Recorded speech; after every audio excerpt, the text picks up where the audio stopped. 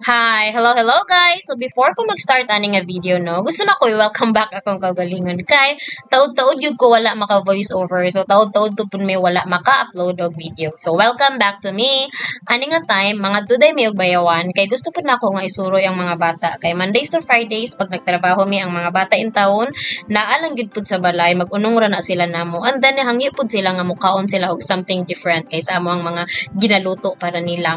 Pag abot na mo diri sa umanod naglantaw mi sa unahan murag dagom jud akong gingnan sa papapeng nga murag masayang ra ang atong biyahe so giinang na lang po nako ang mga bata nga mangaon na lang taog isawan and then imbitaro namo silang gingin og si babon ang mga bata wala ra gyud po na sila problema bisag asa na sila dadon basta kay lami mangaon ra gyud na sila though ang ilaha gid untang request nga dili mi makadayon sa bayawan mangaon sila sa Jollibee perti man kalayo ang Jollibee dire sa amo ang dapit uy biyahe pa ka og mga 1 hour and 30 minutes man tingali so ulug-ulugan na gyud lang naman ako sila nga mga na lang miyog isawan. Anyways, pag abot na mo diri naalahig pa si konsehal nga ipaabot ang mga bunga sa manchanitas kay ang mga bata nagugpot-ugpot og panguha og manchanitas.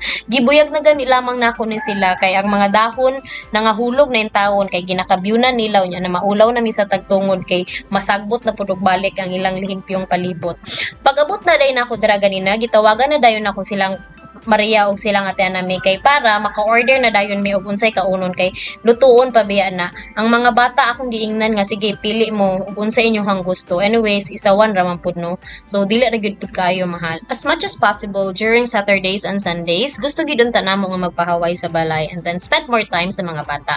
Pero kay karon man kung adlaw si Papa Peng na kinahanglan tiwason sa kumpanya mo nang ginahanglan gyud siya mo trabaho.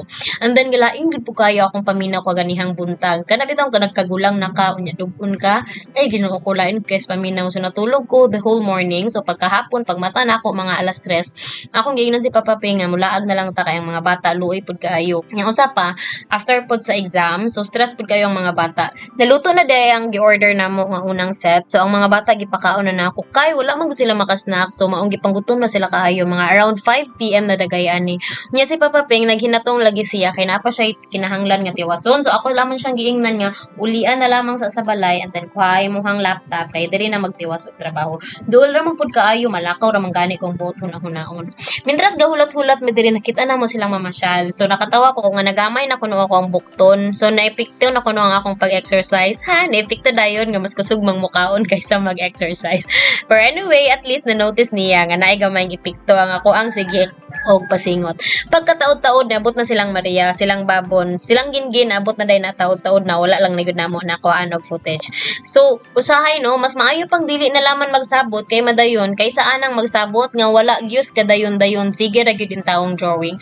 Pagkataod-taod nang abot na nga mo ang order so nangaon na dayon mi. Pasalamat gid ko nga nagkatapok mi aning higayon na. And then ang mga bata, lingaw ra gid pud sila kayo sa ngatanan. So nagpasalamat gid pud ko kayo sa ana kay though dili gid ni mao ang giplanuhan nga kami ang magkakauban kay ang mga bata gusto gid unta nga manglaag somewhere pero usahay bitaw dili nang kanang fancy nga lugar or anything layo or any fancy foods ang makapalipay sa mga tao no kay sometimes kung kinsa imong family or kanang anyone surrounding you mo rid po na makahatag nimo og kalipay char nagdrama pa and that's it. Thank you all for watching my vlog. See you next time. Bye bye.